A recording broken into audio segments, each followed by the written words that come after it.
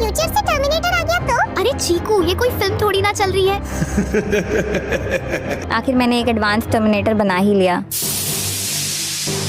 मम्मा देखो मेरा नया रोबोट। हाँ, ये रोबोट तो बहुत ही प्यारा है। जाओ पास्ट में जाकर चीकू को पकड़ लो। अरे ये तुमने क्या किया? मम्मा मुझे वहाँ से चॉकलेट लेकर दो ना। भैया ये वाली चॉकलेट कितने की है? अब मैं एक और टर्मिनेटर बनाता हूँ। मम्मा वो क्या चीज है? पता नहीं, ऐसा रोबोट तो मैंने भी आज तक नहीं देखा। जाओ, तुम्हारा मिशन है चीकू को बचाना।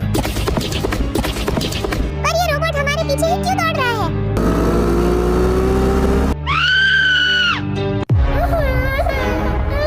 अरे वो रोबोट मेरी चीकू को ले गया। मतलब कि ये फ्यूचर से आया है तुम्हें बचाने के लिए।